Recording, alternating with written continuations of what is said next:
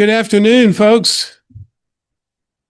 On behalf of the Anderson Forum for Progressive Theology, welcome. Thank you all for being here. The schedule for today will go something like this. Our speaker will give his presentation. We'll have a short Q&A session for the folks on Zoom, and then we'll sign off with them. We will have a short break here. We have some refreshments back in the kitchen area. Then we'll come back in here for a Q&A here. So that's kind of the way it's going to work. But before we get to that, most of the time, when you go to a concert or a play or a ball game, you have to buy a ticket, right? They don't let you in for free most of the time. So same thing goes here. Takes money to put these kind of events on. This forum has been in existence for 66 years, and we've never charged a ticket. So it's for people like you that come and support us and people online that donate to us. So I just hope y'all will consider making a presentation, a contribution. Thank you. All right, our speaker today studied medicine at Stanford University and holds a doctorate in cognitive neuroscience from the University of British Columbia. He is a physician scientist at the University of California, San Francisco, where his research centers on the neural mechanisms and therapeutic potential of psychedelic medicines. And he has traveled all the way from San Francisco to talk about this incredible book today. It is my pleasure to introduce Dr. Kieran Fox.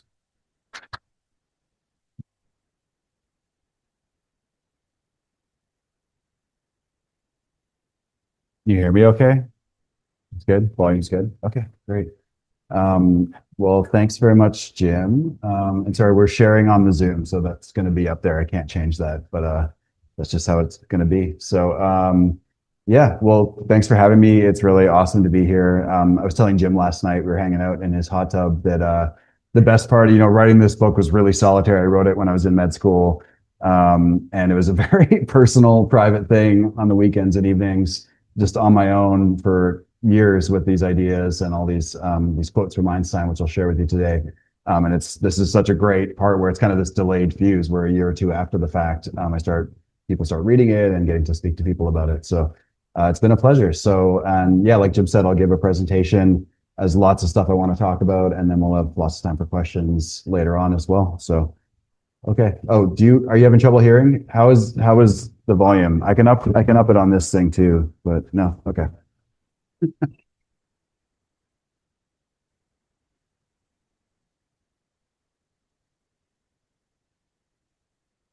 All right. How's that? Better? Okay. All right. All right. So yeah, I want to talk about Albert Einstein, and I think the obvious place to begin is, well, this is not working. Hold on. Let's see if I click.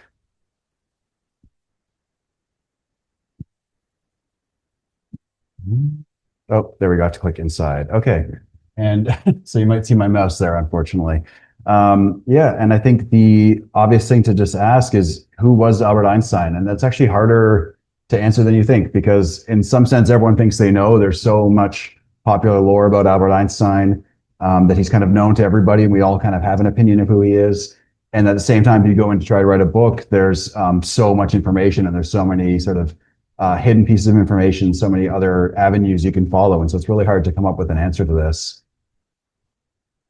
And I think, we can all agree he was a physicist. This is his most famous role, famous for relativity, especially for discovering the photon, a major role in inaugurating quantum physics. Also, most people are well known that he was a really passionate pacifist. He was one of the first intellectuals in Germany to oppose the First World War openly.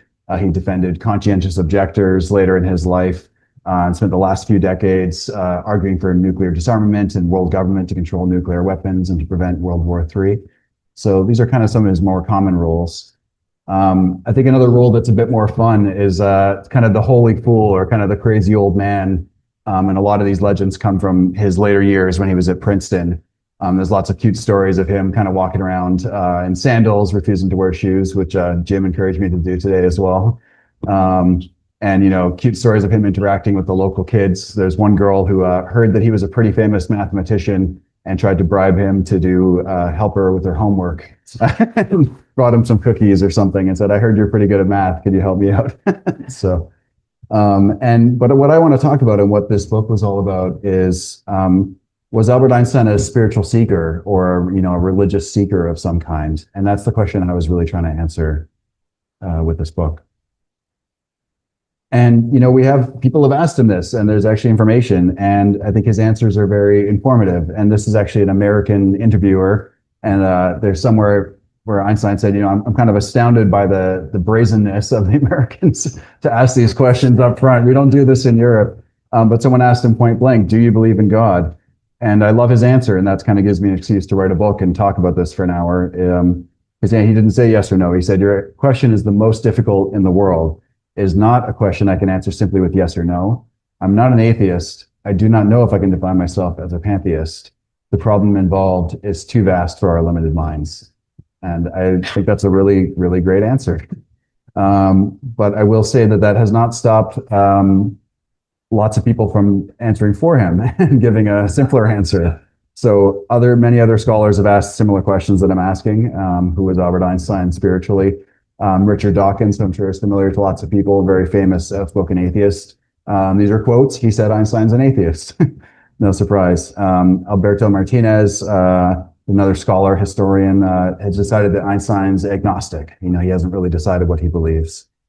Walter Isaacson, I'm not sure if people are familiar, but was editor of Time magazine. He wrote the best-selling biography about Einstein and many others. He wrote one about Elon Musk recently. And he decided that Einstein was a deist, which again, I'm sure many of you are familiar with this, but basically believes in a creator God, but there's no miracles, nothing supernatural in the world. So the world is set up by God and created by God for his purposes, but then doesn't interfere with that as the world continues. Another scholar, Louis Menon, says that Einstein's just a realist. He's just a scientist. And this is one of my favorites. I'm not sure if you guys are familiar with Alistair McGrath. He's a theologian at Oxford, I believe, who said that Einstein clearly wasn't a Christian, but his reading of the natural world resonates or chimes in with the Christian faith. So I'm just going to get rid of all this Zoom info here. And I think my favorite answer to this question really, or my favorite sort of response that Einstein gave is actually I put at the very front of the book. And it's kind of the opening quote of the entire book. And I think this kind of sets up the entire talk and the whole story I tell in the book. And this is his sort of definition of true religion, as he called it. And the center of all that was that a human being, he said, is a part of the whole called by us universe, a part limited in time and space. And he experiences himself and his thoughts and feelings as something separate from the rest, a kind of optical delusion of his consciousness. The striving to free oneself from this delusion of separateness is the one issue of true religion. And I really love that quote because I put it at the very front of the book. And that's kind of, I think, kind of the starting place for everything that will follow here. So, and again, Einstein, it's not actually a big mystery. I think all people just want to apply the terms they're familiar with him, but he wrote a fair bit about this, which is what I based the book on. And he actually called his view of this true religion, or this religion of the future, as he called it, the cosmic religion. This is a picture I took at the Einstein Archives in Israel, in Jerusalem, of his handwritten copy. Really nice handwriting, by the way. We don't have that so much anymore, certainly not among doctors. And really his beautiful handwritten draft of what would be called an essay called Science and Religion he wrote specifically for the New York Times Magazine. So for this huge venue, he knew would be read by millions of people, where he spelled out his personal religious views in just a few pages, really. And I just want to share a couple of quotes with you. If anyone's read the book is full of direct quotes because I didn't want it to be just my interpretation. There's hundreds of quotes from Einstein and then other thinkers. And I'll try to do the same thing with the talk and just really give you his words and sort of leave it with that. And he called this cosmic religion. He said there's a third phase of religious experience. I should call it cosmic religious feeling. And I don't want to dive too much into that. We can get into any questions if people want to, but he sort of conceptualized religion and spirituality as something that evolved over time. And his three phases were The first phase was kind of the old religions that are not followed by very many people anymore, the old animistic pagan religions. And the second phase was all the religions that are kind of dominant in the world today. So he called those the moral religions or the social religions, where there's a lot of emphasis on moral laws and how people socially interact together. And then he was talking about his ideas as a third phase of that. And again, I'll just share a few quotes from what he describes that as, because I think it really sort of explains how things are. And I think one thing that's interesting is he brings it back to the past. It's not so much that it's a new religion being invented by scientists, but Einstein actually said himself, the religious geniuses of all ages have been distinguished by this kind of religious feeling, which knows no dogma and no God conceived in man's image, so that there can be no church whose central teachings are based on it. Hence, he said, it is precisely among the heretics of every age that we find men who were filled with this highest kind of religious feeling, and were in many cases regarded by their contemporaries as atheists. And he gives some great examples. Some of the Psalms and some Buddhist literature breathe this cosmic religion. So does the heathen Democritus, who's an ancient Greek philosopher, the Catholic St. Francis, who I'm sure everyone's familiar with, and the Jew Spinoza, who we'll come back to later. And I think what's really interesting, what really drove me to write this book, was he also said, again, it's not just an old religious feeling, it's not just a new take on religion, but he directly linked this to his science and to science in general and said the cosmic religious feeling is the strongest and noblest motive for scientific research, which is, again, we'll dive into this more, but it's a strange thing to say about his religious feelings. And he actually said, it's not just him, it's not just Einstein, but among all the profounder sort of scientific minds, that is what the religious feeling is. The religious feeling takes the form of this rapturous amazement at the harmony of natural law and what he called the cosmic religious feeling.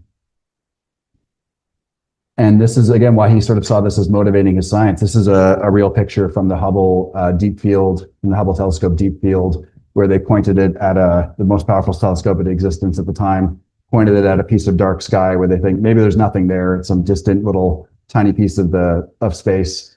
And they let it develop slowly. And they found, I think, 10,000 galaxies in what looked like a little dark patch. And I think this is the kind of thing that Einstein had in mind when he said that the most beautiful thing we can experience is the mysterious. And that was kind of the essence of his cosmic religion. And he to whom this emotion is a stranger, who can no longer pause to wonder and stand wrapped in awe, is as good as dead. His eyes are closed. And in the book, I elaborate on this more, where I think it's not only interesting that there's this ancient religion that's also kind of a new religion, and it's also a motivation for scientific research and curiosity, but the dominant emotion in Einstein's view, I think many people here are probably Christians or affiliated in some way, and I'd say, the dominant emotion is love. That's kind of the main message.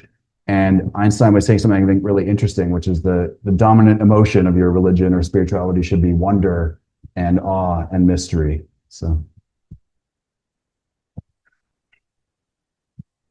And I'll just share one more quote from him on this, where he says that this religion, the cosmic religion, has no dogma other than teaching man that the universe is rational and that his highest destiny is to ponder it and co-create with its laws. And so what the book is mostly about is, we can find these quotes, and it's a very compact essay, and he's a great writer, I think, and really sums it up pretty well. But where did he get these ideas from? And, were these just Einstein's own personal things, or were there other influences from East and West? And, spoiler, obviously, I think there were a lot of other influences, and I tried to trace those carefully in the book. So I just want to share some highlights of that. I think one of the main sources is Arthur Schopenhauer. This is a German idealist philosopher in the 1800s. And among other things, he was a follower of Immanuel Kant, but he was also really, really anti-Eastern religion. And in the early 1800s, he started getting the first good translations of a lot of texts from India and China into German and other European languages. And Schopenhauer was kind of an early adopter who jumped in on this and integrated it into his philosophy very early on. And there's a quote I love from him where he said that access to the Upanishads and the Vedas, the main spiritual texts of India, he said it was the greatest advantage which the still young century, the 1800s, has to show over previous centuries. So he was so excited by Eastern wisdom and Eastern mysticism that he basically said it was quite literally the event of the century, as far as Schopenhauer was concerned. And these ideas percolated into a lot of the scientists of Germany and other parts of Europe. Sorry, I don't know why this one keeps showing up so blurry. This is a picture I took at the Einstein Archives as well. the main reason I went is they actually have all of Einstein's books. So he was a huge reader, and he had about 2,500 books in his personal library when he died. All of those have been shipped to Israel now, and they're all kept in, locked cabinets, and they let me into there. And this is a picture of, sorry, you can't read it. It's the complete works of Schopenhauer in, I think, 12 volumes. And we know from other sources, from his architect who built Einstein's house, that he was reading these books all the time, knew them very well, really enjoyed it, and he was hardly an exception. A lot of the people who built quantum physics, who were Austrians and Germans, were also reading Schopenhauer. So we know this is an obvious source where he would have been exposed to these kind of ideas. And Schopenhauer has lots and lots of direct quotes as well, from the Upanishads, from the Bhagavad Gita, from the Tao Te Ching, from various Eastern scriptures. And he didn't just stop at reading books, which I think is great too. So this is, I don't know if anyone knows who this is. This is Rabindranath Tagore. He was a Bengali Indian poet, mystic, philosopher, musician. He was the first non-European to win the Nobel Prize. And him and Einstein got along great. And this is a real photo of their visit. He coming to visit Einstein in, I believe it was early 1930, in his home in Germany. And there's actually transcripts of what they talked about, because everyone realized this is kind of a historic meeting, that Einstein's meeting with this Indian mystic back in 1930. And this is just one quote from their conversation, which I thought was really interesting, where he basically explains the basic message of the Upanishads to Einstein. He says, according to Indian philosophy, there's Brahman, which is the absolute truth or the absolute ground of reality, which cannot be conceived by the isolation of the individual mind or described by words, but it can only be realized by completely merging the individual in its infinity. And I think one thing, I couldn't quite prove that he took all this from Tagore, but the Cosmic Religion essay I just showed you came out a few months after he had this meeting with Tagore, also in 1930. So I think there must have been at least some indirect influence there.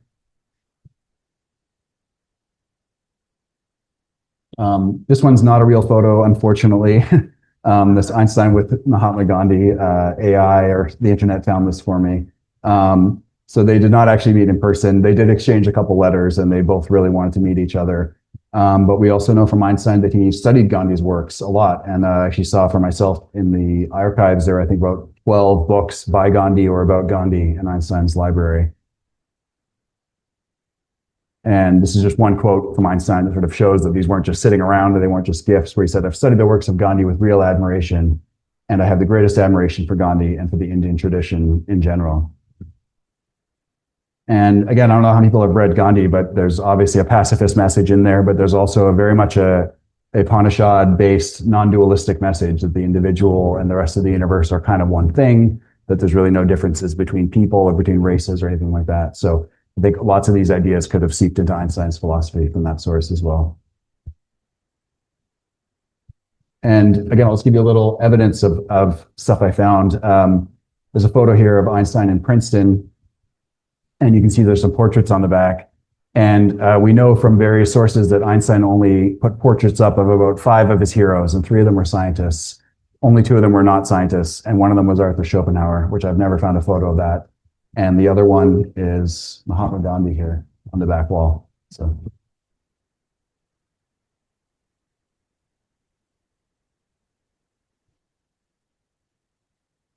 And I think not just reading the books of Eastern wisdom and not just talking with some people. Oh, yeah. It was Kepler, Newton, and Maxwell, I believe. So, yeah, if I remember correctly. So yeah, and besides reading the books and even meeting with certain people like Tagore and exchanging letters with Gandhi, this is little known, but Einstein actually went to Asia and did a quite many-month steamship trip back in 1922.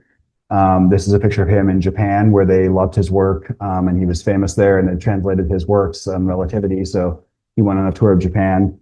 And I think I love this guy in the background is knocked out. He's either not enjoying himself or had too much sake. And I also love the circumstances of this trip, where Einstein actually was, his Nobel Prize was greatly delayed, which was considered a bit of a scandal. Many theories, was this anti-Semitism? Was it just too revolutionary, his work? But by any case, by 1922, they finally decided it was embarrassing for him not to have one, and that he should get it. And he said, no, I've already planned a trip to Japan, and I'd rather go to Japan. So Einstein actually skipped the Nobel ceremony. he actually has a quote I put in the book where he said, my yearning to see the Far East, I would never forgive myself if I passed up this opportunity.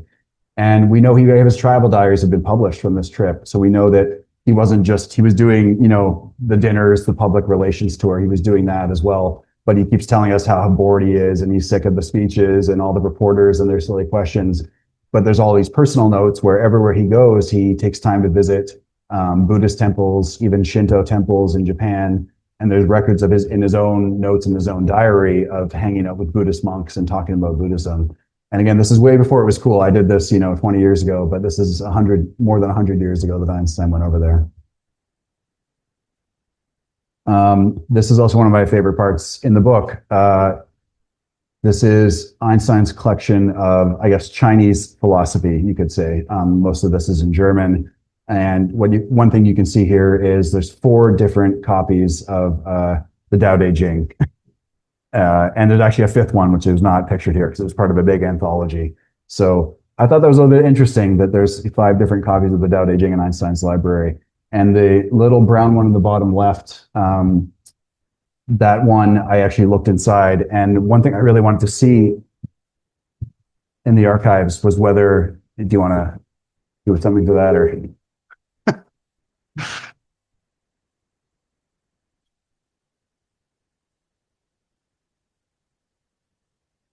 How's that? See. Still hear me? Yep. Okay. That little, soiled, destroyed brown one on the bottom left there. One thing I really wanted to see, because I read a lot of physical books and always mark them up. And I was wondering, I want to see these 2,500 books and what Einstein highlighted or what he might have, put a bookmark or something in his books or put notes. And I was really disappointed that there's almost no markings in any of his books. He really didn't touch them very much. But there are about 40 or 50 books that have the occasional highlight. And this book had more passages highlighted than any other book in his entire library. Is that little copy of the Tao Te Ching. I believe, if memory serves, there were 18 passages highlighted. And there's not that many in the Tao Te Ching, so it's a lot of them. And I gave you all that partly to set this up because this has been totally not only ignored but denied by a lot of Einstein scholars, that there was any Eastern influence, that there's any affinity between his religious ideas and Eastern wisdom. And so I just want to share a couple of quotes, after now that I've shown you everything for my argument, show you what the experts have said until now. So this is just a couple of quotes from Einstein. There's a whole section on vegetarianism and pacifism in the book. And a section where Einstein says, sorry, people keep joining the Zoom late, but that's great. Where he says, besides agreeing with the aims of vegetarianism for aesthetic and moral reasons, I've long been an adherent to the cause and principle. And so long into the cause, even in 1930, so when he's only about 50 years old. And this is one of the foremost Einstein experts, Alice Calabrese, who compiled thousands of his quotations from the archives in Princeton, who said Einstein was probably not a vegetarian by choice because he left behind no remarks that it was a moral issue for him. Just another quote from Einstein where he says, the aim of spirituality, those are my words, is to free ourselves from this prison, where he's speaking about the ego as the prison, by widening our circle of compassion to embrace all living creatures. And this is Robert Goldman, who wrote a book about Einstein's religion, Einstein's God, where he quotes this, but he doesn't agree on what the source is. When he says, Einstein speaking not of the passive compassion found in Eastern religion, but the active compassion of the biblical prophet. And this is my favorite one, actually, where I've given you all the Eastern sources already, but where Einstein says in his famous essay on the cosmic religion, Buddhism contains a much stronger element of this cosmic religious feeling, and he's referring to the Bible, to the Old Testament specifically. And this is Max Yammer, who wrote the most comprehensive book on Einstein's religion, I would hope, until mine. And he said, Einstein never showed any interest in Far Eastern philosophy and never expressed any sympathy with Oriental religious thought or mysticism. So I think there's a bit of a disjunction here. And but that's not to say that there aren't a lot of Western sources and a lot of Western influences, philosophical and religious as well. And I hinted at one already, so I'll just jump into that. And I think the most important one, which is well talked about here, is Spinoza, Baruch Spinoza, who lived in the 1600s in Amsterdam, in Holland. And he's usually considered, the first or one of the most important major European thinkers who was a pantheist. And this is a great quote from Einstein where he says, "The God Spinoza revered is my God too. I meet him every day in the harmonious laws which govern the universe." And just I want to share some other praise Einstein had for Spinoza, just to show this wasn't a one-off quote, where he actually called Spinoza one of the deepest and purest souls our Jewish people has produced. For me, he's the ideal example of the cosmic man. And he used that expression in a couple places where there's the cosmic religion and then there's kind of the cosmic saint or the cosmic person who represents the cosmic religion who follows it most closely. This is one of the houses Spinoza lived in Rheinsberg. He was probably no surprise to people. He was considered a heretic by the Jewish community for his pantheism. He was called an atheist, an unbeliever, and someone tried to assassinate him, actually. So he had to flee Amsterdam from the Jewish community where he spent his whole life. And then he lived as a lens grinder. He made most of his own money grinding glass lenses, which a lot of them went into the first scientific instruments, into telescopes and microscopes. And the Dutch were famous for this at the time. And he lived in in the books it describes he lived in this little miserable cottage writing his beautiful pantheistic philosophy. And then I looked up some photos and it actually looks pretty nice. It's not such a bad place to be in exile or in seclusion as a heretic. But yeah, this is one of the houses where he was writing these books that Einstein just loved and praised all the time. So. And again, this is the same scholar, Max Jammer, and I think Einstein's relation to Spinoza, I think, is often misunderstood and mischaracterized. And there's actually very, very little written about it before what I wrote. And I was kind of shocked that, Einstein says point blank, and it's very clear that this is the number one Western thinker who influenced him, the closest to his own thoughts, and yet it's hardly ever discussed. And this is pretty much all that Max Jammer had to say in his book, was that the only connecting link between Spinoza's philosophy and Einstein's is determinism. And so Spinoza did believe that everything's kind of determined from the beginning, and there's no real free will. There's no changing where things are going. And Einstein had similar views, which I won't get into here. But we also have Einstein's words himself on what was most amazing to him about Spinoza. And what he highlighted himself was Spinoza's majestic concept, as Einstein called it, the thinking soul and extension, or the natural world, are only different forms of appearance. They're different conceptual interpretations of the same substance. And substance is the word that Spinoza used for kind of the ultimate reality, or the ground of all things, or God, in another word. And what Einstein pointed out was that even our age is still very far from grasping the full implications of this concept, that mind and matter, soul and the material are one thing. And so just to say a little bit more about that, this is a portrait painting of Spinoza. And he said this was quite scandalous in his time, and this is what got him basically banned as a heretic, and where he said that all things are united through nature, and they're united into one, namely God. And he actually has a famous phrase where he said, "God or nature, they're synonymous for me." And he actually has a quote here where he says, "The universe is God." And that's, I think, pantheism in its simplest form. And this is what Einstein was saying was so amazing to him and so inspiring for him. And there's a really interesting, which will blend into the next part of the talk, where Spinoza talked about this isn't just philosophy, it's not just abstract ideas for him, but there's a different way of perceiving or knowing the world or having experience that actually gives you that direct intuition of everything being one. And he called it, the third kind of knowledge, he said, which was a kind of intuition different from knowledge from the senses and knowledge from reasoning, which back in those philosophical days were kind of the two types of knowledge everyone agreed on, was sensory knowledge and then reasoning and conceptual knowledge based on that.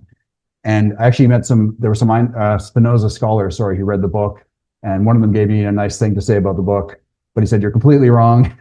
Spinoza's a rationalist. He was not a mystic or a pantheist. That's just a revisionist history. He was just an arch rationalist," I think was what he called him. And there's nothing experiential, there's nothing mystical or spiritual about his views. And I totally disagree. And I also bring in quotes from Spinoza where he says, again, this is not hypothetical for him. He said, the highest virtue of the mind is understanding things by this third kind of knowledge, which lets us perceive things in the light of eternity. And that's Ethics is his magnum opus, his kind of main philosophical work. But elsewhere, he actually describes kind of his own spiritual journey and how he gets this third kind of knowledge, this other kind of intuition becomes more and more frequent for him in his own life as he becomes kind of more and more of an ascetic, almost like a monk living alone in these little cottages. And I love this quote from him where he says, he's describing his own journey, where he says, although at first these intermissions, where he's perceiving everything through the third kind of knowledge, at first these were rare and very brief duration. Nevertheless, as the true good became more and more discernible to me, these intermissions became more frequent and longer. And he actually had a name for this. He called it the amor dei intellectualis. It's usually translated as the intellectual love of God. And he was really, I think, talking about something that's almost kind of a mystical form of experience or intuition, where you are walking around and you're experiencing the world, the same world as everybody else, but you're seeing it all as part of one thing, and you're seeing your own mind and the reality as one and united. And Einstein, again, was actually directly aware of this, and he called it that mysterious inner consecration, which Spinoza so often emphasized under the name of amor intellectualis. But obviously, Einstein is not remembered as a mystic or even a philosopher, really, or as a religious believer.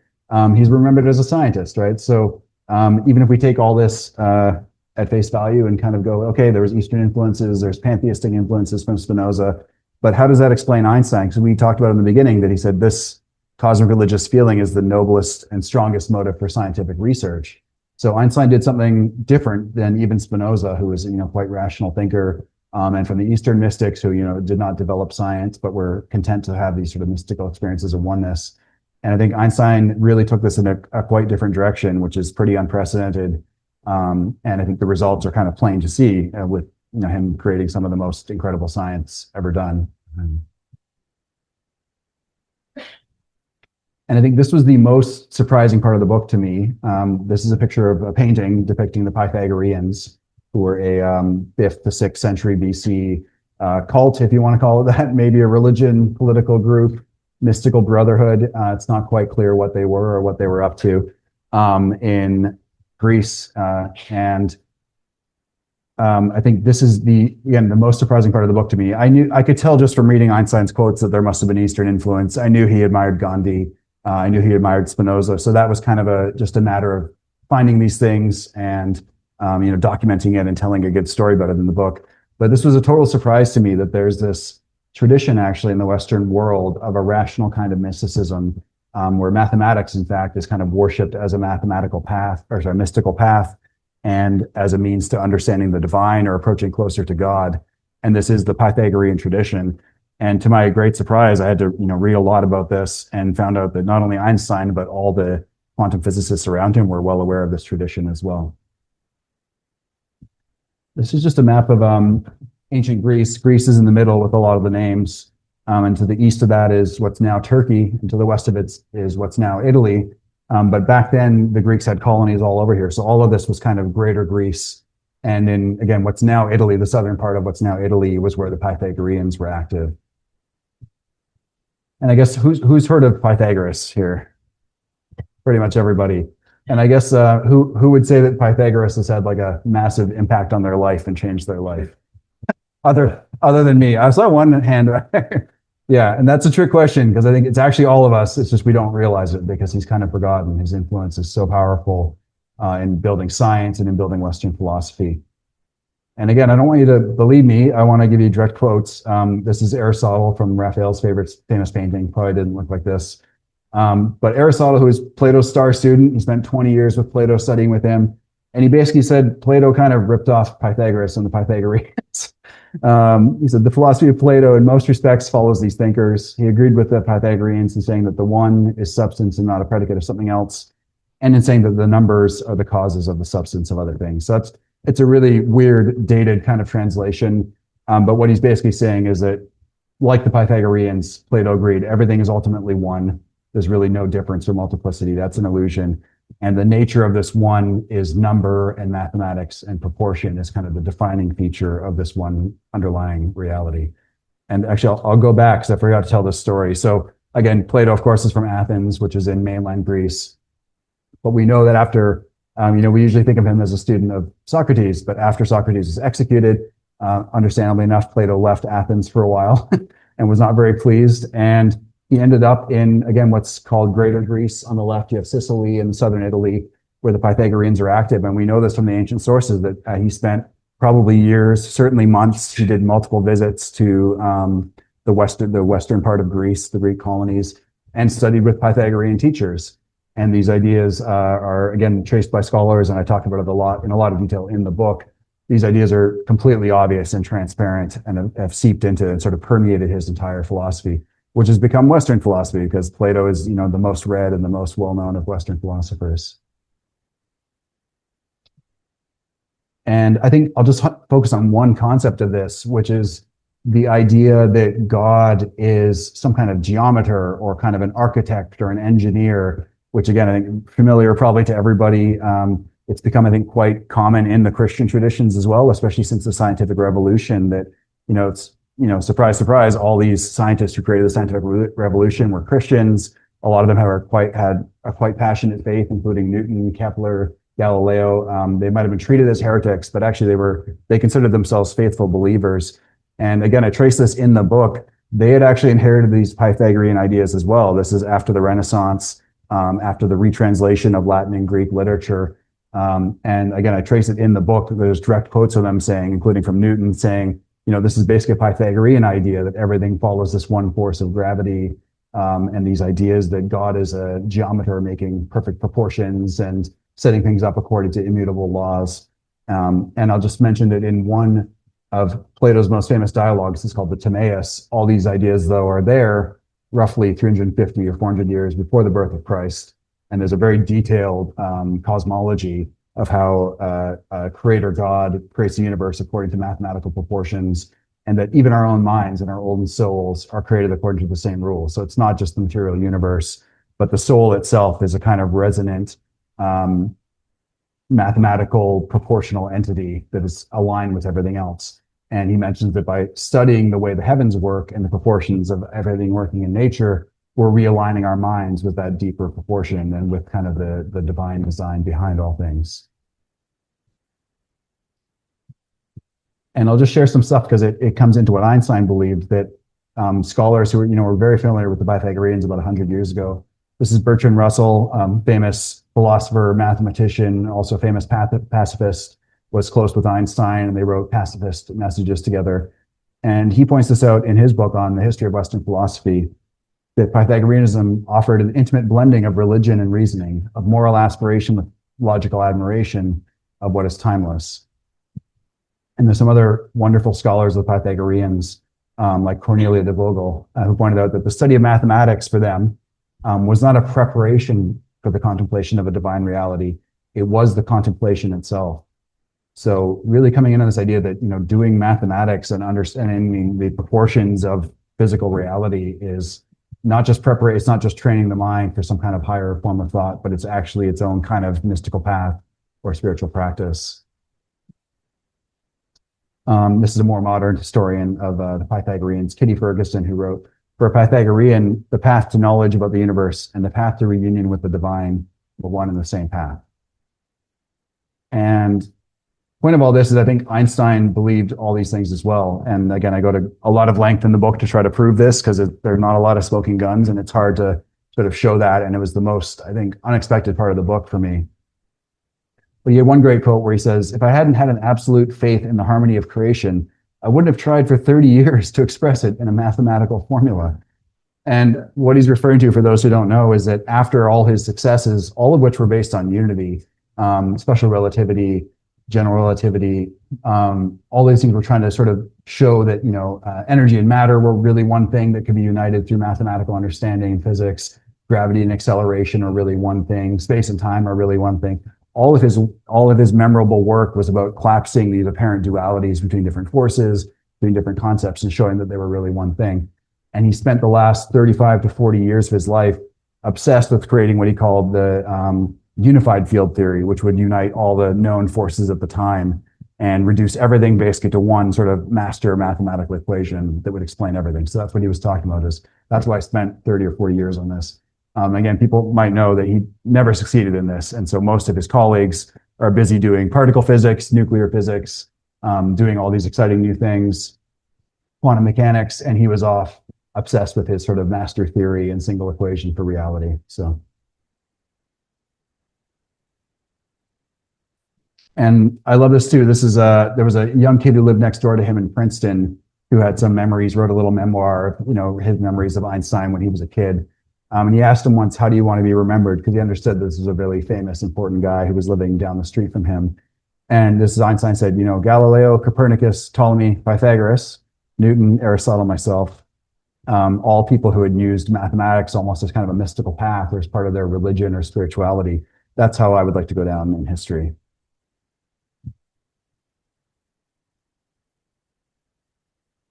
And this is actually one of my favorite quotes about this, where he says, I hold it true that pure thought can grasp reality as the ancients dreamed. And I think hopefully it's clear by now that those ancients are the ancient Greek philosophers.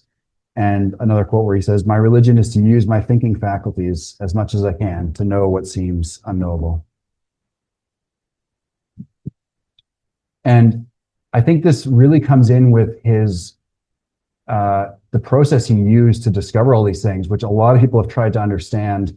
How did Einstein do this? Because as many people probably know, his early discoveries, he was 25 years old. He was working a different job 6 days a week. His first major contributions that made him famous were done on his spare time. He was not a professor. He was not a physicist. He didn't have any lab equipment. It was just pure thought that he was using. And he also was kind of curious how this was possible and how he did this. And there's some great quotes from him about his own creative process where he says, the mechanics of discovery are neither logical nor intellectual. It is a sudden illumination, almost a rapture. Ideas come from God.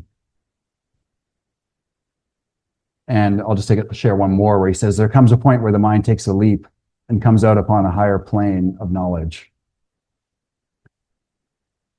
And this is a little graphic that I believe it was Time magazine used in a story about the most famous visual thought experiment Einstein used. So a lot of his ideas, when he actually described them, they were described as basically visual journeys. So it's almost like a spiritual journey. And this is the most famous one called the light beam rider, is how historians remember it, where he says, he claims that when he was 16 years old, he first started thinking about the nature of light and what it would be like to be a light beam.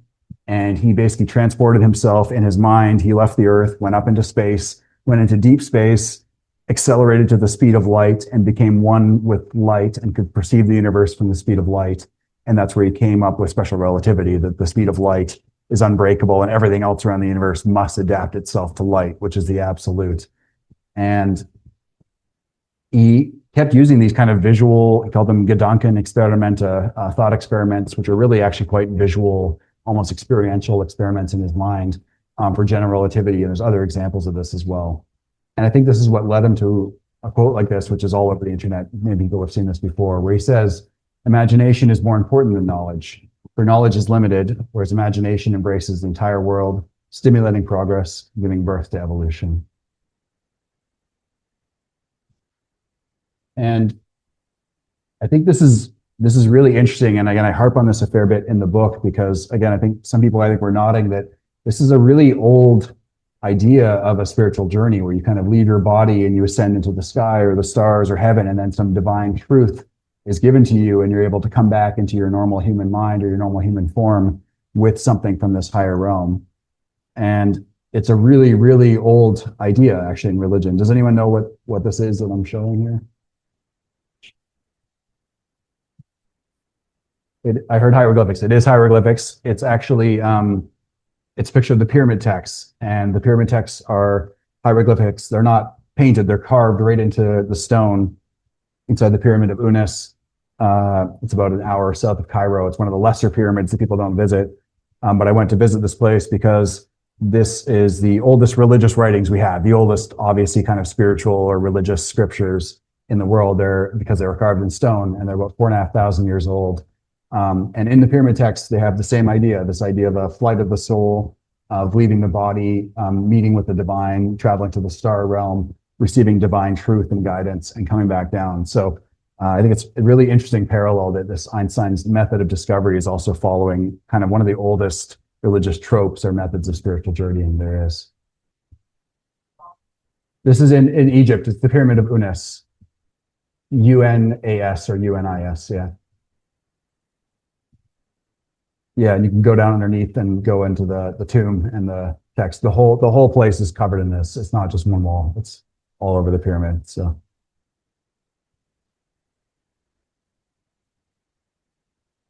And I think he, again, really believed that these things were coming together and that his method of discovery, which is almost religious or almost kind of like an ascent, a spiritual ascent, would be the future of science and the future of more progress in science. And there's, again, the great quote from him where he says, modern scientific theory is tending toward a sort of transcendental synthesis in which the scientific mind will work in harmony with man's religious instincts. And again, I'll just get a quote from him where I mentioned earlier with Spinoza, where the non-duality of mind and matter, or the unity of mind and matter, were what he admired the most about Spinoza. He actually said quotes of his own about this to say the same thing, that body and soul are not two different things, but only two different ways of perceiving the same thing. And he actually said physics and psychology are only different attempts to link our experiences together by way of systematic thought. So yeah, coming up towards the end of this, I think there's also, I try to keep the book going because, Einstein died, it's more than 70 years ago now. And I was really interested at the end of the book of sort of how did that go on, since his cause and religion, at least, is very little known. And, there's plenty of room to write another book about it. How did these ideas spread, just in the same way that Pythagorean ideas are seeped into our culture and maybe we didn't even notice it. I think a lot of these ideas are still in our culture through other channels, that even though people don't directly know that Einstein was involved. And I think one of the most interesting ones, this is AI generated image, obviously, but this is a real event. So Einstein and Carl Jung both lived in Switzerland at the same time when Einstein was living there. And they actually, before, they're a little bit too old in this photo. AI is not perfect. But in the early 19-teens, they were able to sit down for some quiet dinners. They were introduced by a common mutual friend. And we don't know a lot of what they talked about, unfortunately. I searched really, really hard. Are there any transcripts or any memoirs that describe what Jung and Einstein talked about? And I could not find almost anything except Jung mentions a couple things. But we do know they talked about time and gravity and physics and psychology and all kinds of things. And there is a quote from Jung many years later where he said that Einstein's genius as a thinker exerted a lasting influence on my own intellectual work. And this stimulus led to my relation with the physicist, W. Pauli, who's Wolfgang Pauli. And I think this is a really interesting kind of legacy, because this is real photo. Einstein and Pauli were also very close. Pauli was about, I think, 25 or 30 years younger than Einstein. And most physicists at the time considered him, second only to Einstein in his brilliance and his originality.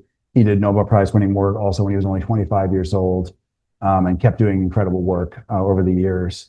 But one of the problems is that Pauli his personal life was a mess.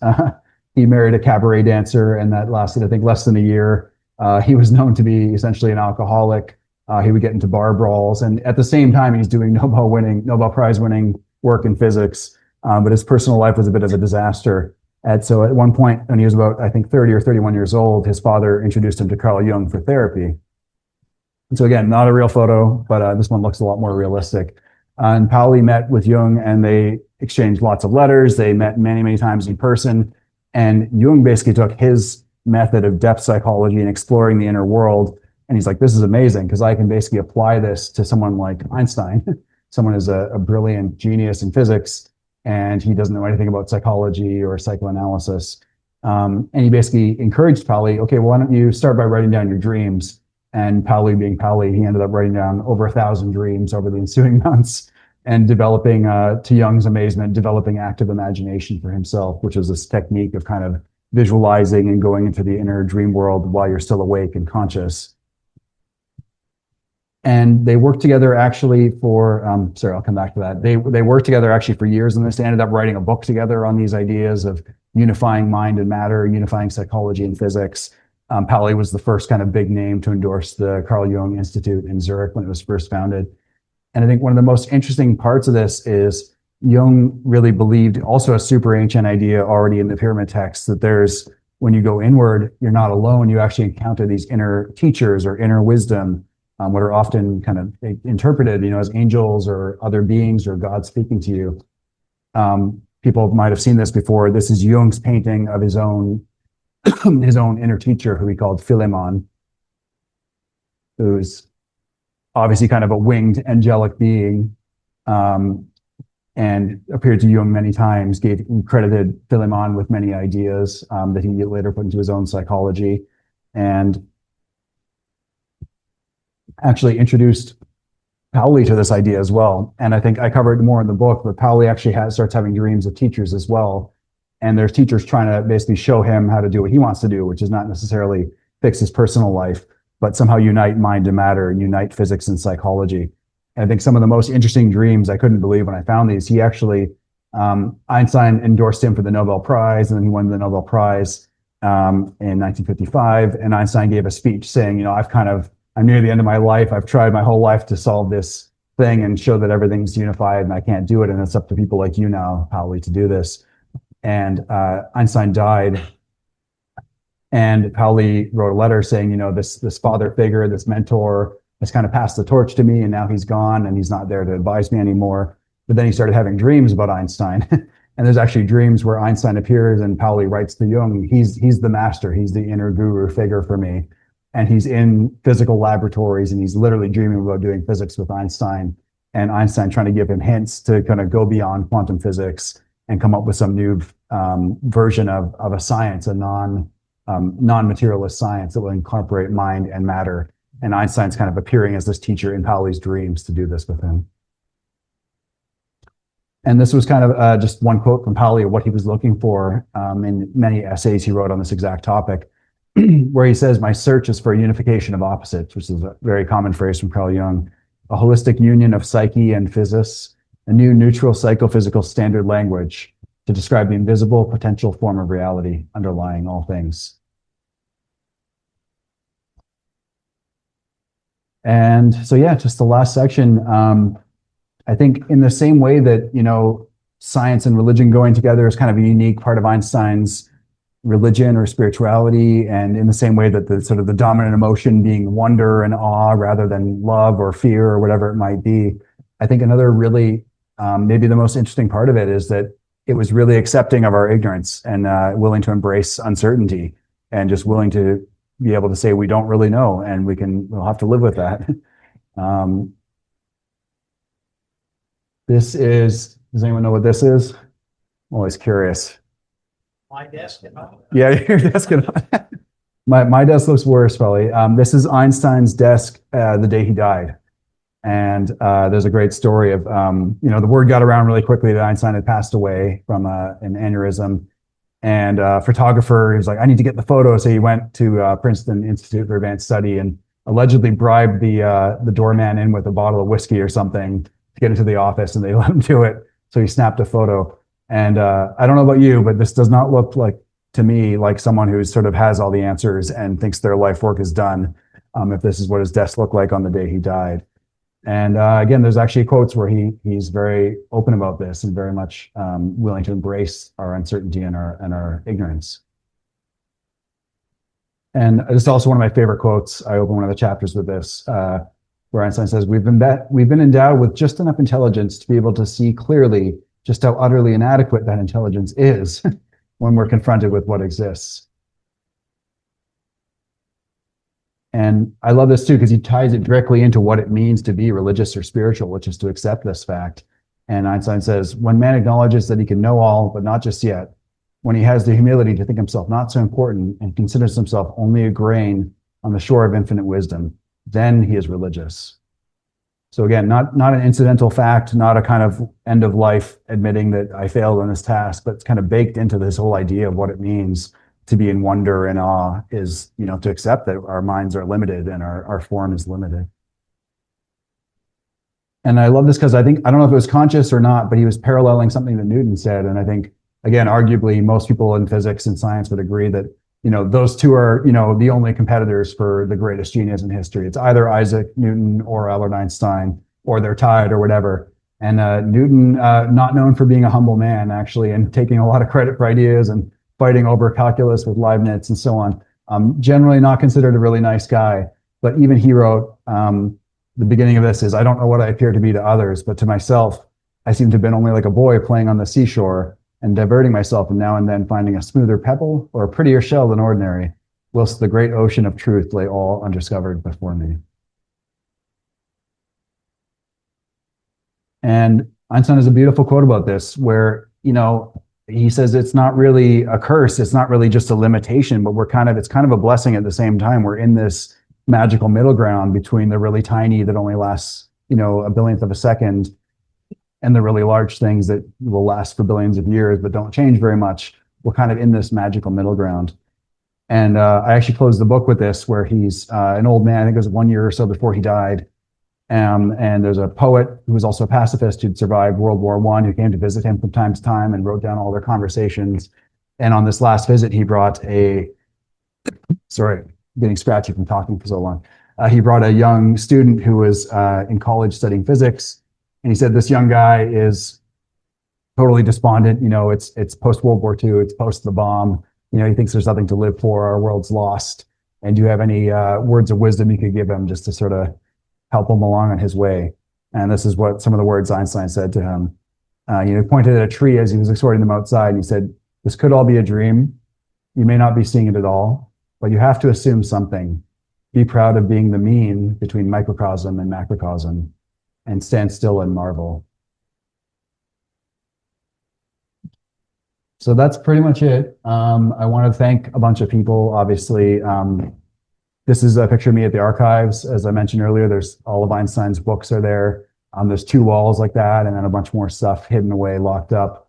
And I want to thank the staff there. There's a lot of people helped me. I spent more than a week there, and just bugging them for look things up. And I'm like, is there nothing else about Giordano Bruno? And so they were very kind and patient with me. So I want to thank them.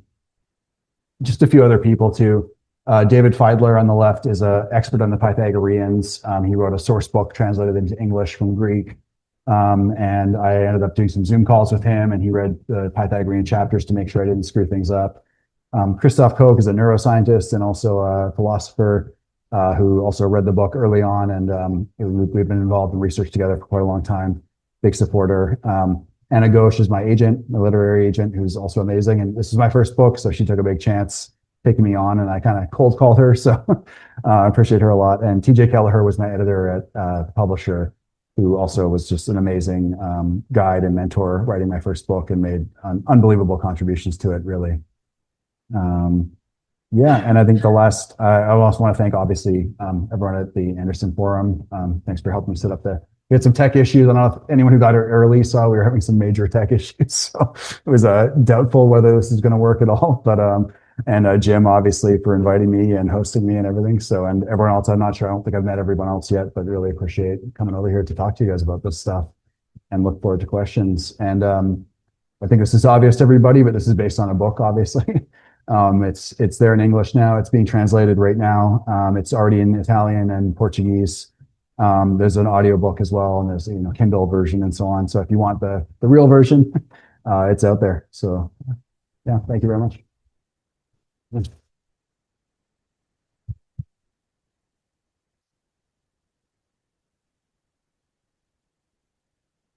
Got one question from the Zoom audience. It's an interesting question. Why is intellectualism now equated to wokeness and is even considered heretical by many Christians and politicians? And after Kieran tries to answer that one, we'll sign off with the Zoom folks. We appreciate y'all zooming in. And if you want to make a donation, it's afptonline.org. Thank you for zooming in. See what you can do with that one. Yeah, what was it? Why is intellectualism equated to wokeness? Oh, and considered many. Yeah, I'm not sure if I can speak to that too much, because I don't consider myself a Christian. I mean, I grew up in a Christian culture, obviously, but my parents were both atheists and secular, and I'm kind of the religious freak in my family who went and lived with Buddhist monks and wrote books about religion. So I think what you might be getting at is, I think there's an elitism in our culture about a lot of these things, and kind of the intellectuals and the woke kind of telling everyone what they should believe and how they should think and feel about everything, which I think is very antithetical to what Einstein was saying, where it's about questioning and curiosity and awe and wonder and sort of finding your own path and not trusting in what scriptures or other experts have said. So yeah, I'm not sure if I have more answer to that question. Yeah.